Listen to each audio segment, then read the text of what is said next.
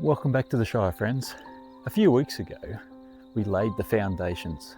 We talked about Permaculture 101, the W.A.S protocol, water, access, structure.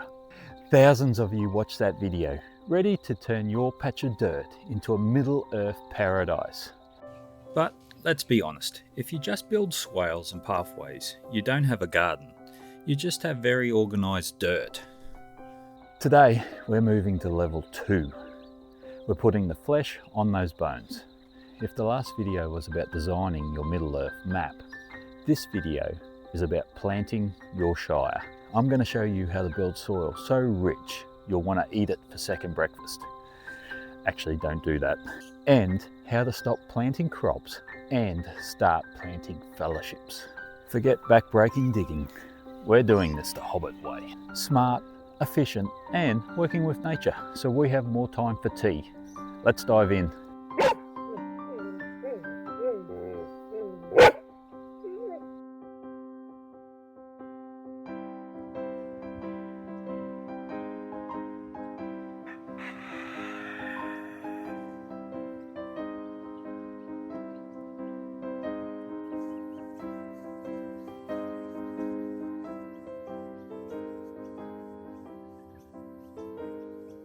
A quick refresher for the new arrivals, and welcome if you're new. Consider subscribing if you want to grow food without fighting nature.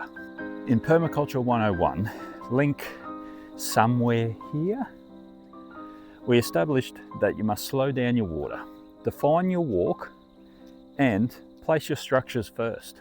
If you haven't done that, pause this and go and watch that one first.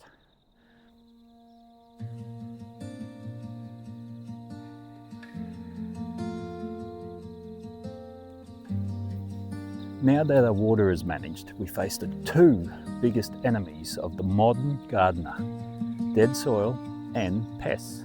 Conventional gardening tries to fight these with chemicals and tillers. Permaculture fights them with biology and design. Today, it's about two things: the magic of the mulch and the power of the guilds.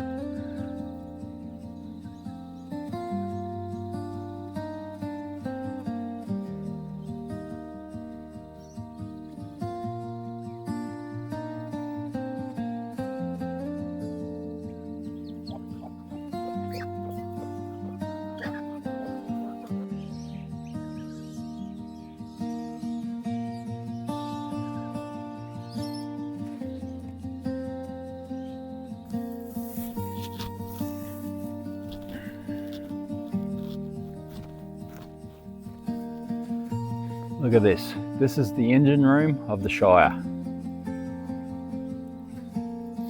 Rule number 1 of Hobbit gardening: we do not dig. Digging is hard work.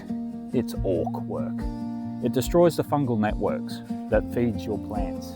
It releases carbon and wakes up thousands of dormant weed seeds that will ruin your weekend. In the subtropical climate here in Queensland, if rain hits bare soil, it compacts it like concrete. If sun hits bare soil, it sterilises it. Nature hates bare soil. If you leave soil naked, nature will throw a blanket of weeds over it to protect it.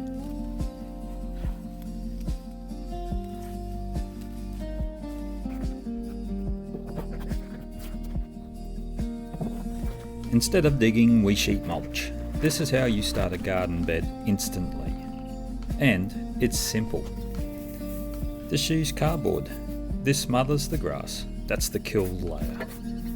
Second, we're going to use compost or manures, the nitrogen layer to feed the soil life.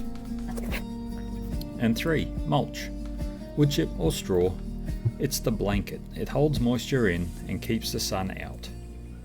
You are building soil up, not digging down. You are creating a buffet for earthworms, and they will do the digging for you. A hobbit knows how to delegate hard labour to smaller creatures.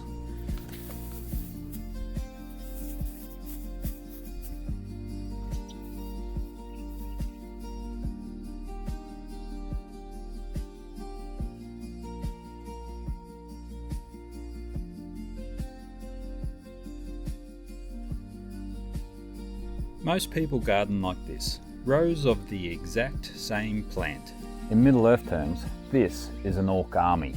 They all need the same food, they all get the same disease, and if one falls, they all fall. It's a fragile system that requires constant defending.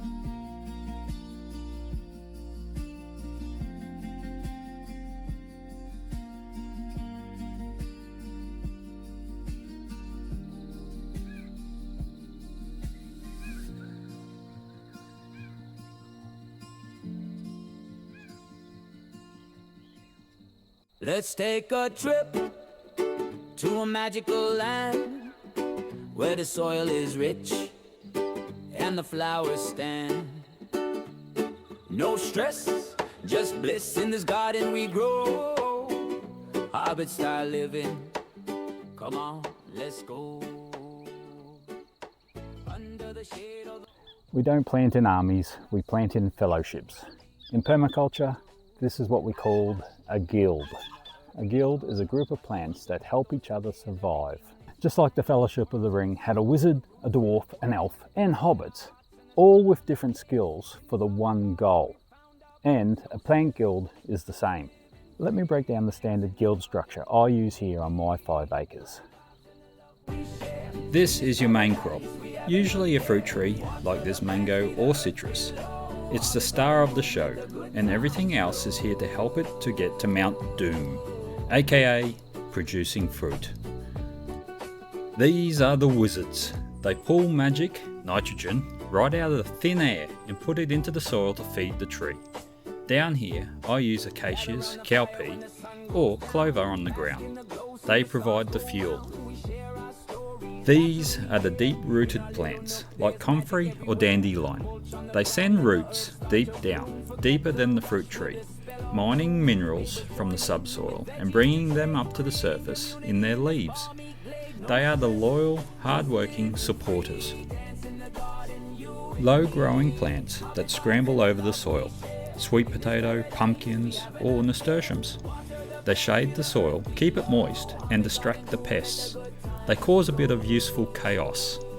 When we plant these together, we don't need fertilisers. Gandalf and Gimli are providing them. You don't need pesticides because the complex smells confuse the bugs. Don't plant a tree alone, it gets lonely. Give it a fellowship.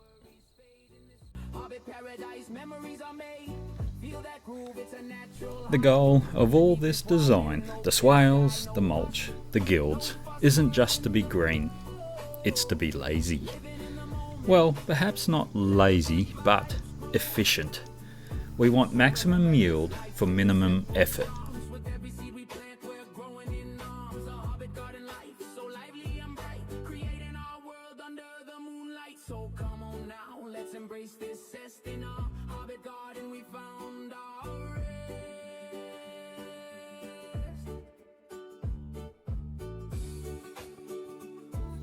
The main maintenance in a mature permaculture system is what we call chop and drop.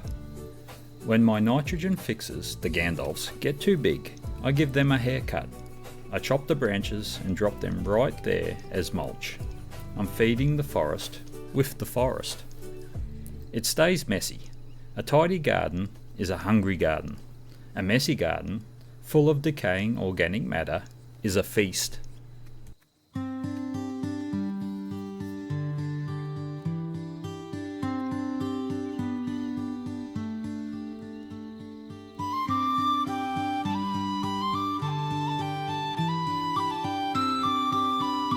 Building soil without digging. Planting in supportive fellowships rather than planting in lonely rows. This is how you move from just having a property to having an ecosystem. It takes time, but nature works compound interest. The work you put in today pays double next year. We've covered earthworks, the soil and plants. The next part of this series covers the inhabitants, chickens and ducks, and how to integrate animals so that they're working for you and that you're not working for them. If you want to see this, it'll be at the end of this video. And if you want to keep watching this subtropical shire grow, hit that subscribe button and ring that bell. It helps this channel greatly. and ensures you don't miss second breakfast. Grow green, live simply, and I'll see you in the next one.